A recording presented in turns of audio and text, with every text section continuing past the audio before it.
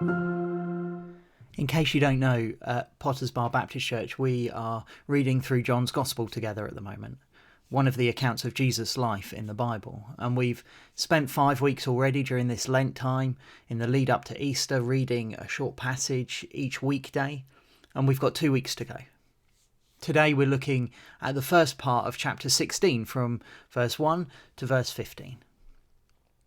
Now, I don't know if you've ever had to stand up in a court of law. I don't want to pry too much.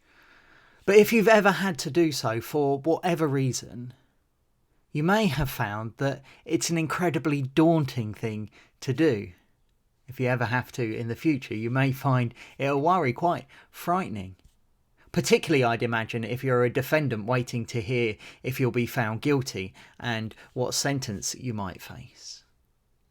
But even to stand as a witness can be a bit worrying.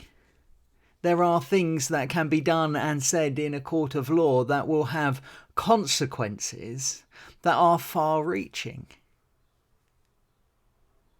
I imagine if it's your job to be there, if you're a barrister or a judge or something like that, you get quite used to it. But for most of us, that's not the case.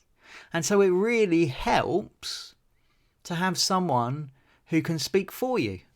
To have someone else there who is on your side, especially if it's someone who knows more about the law than you do, who's more used to it than you are.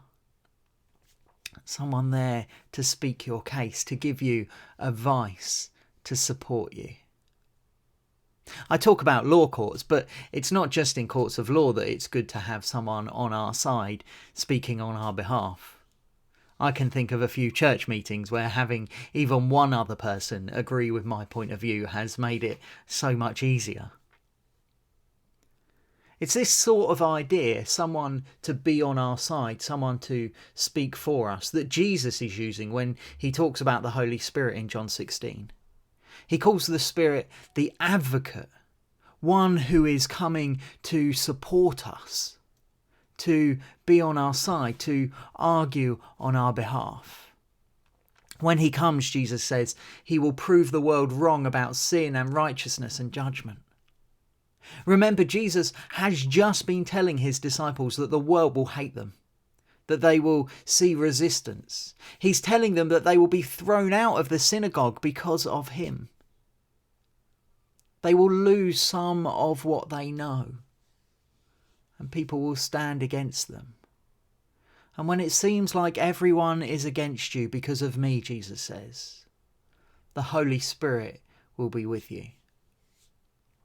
I guess that's my takeaway today, that when it feels like the whole world is against you, when you're standing up for what you know to be right and other people are resisting, when relationships are breaking down because you want to be different, when life is hard, God, the Holy Spirit, the advocate, is there on your side, in your corner, working for your good. Tomorrow we're going to read the second half of this chapter from verse 16 to 33.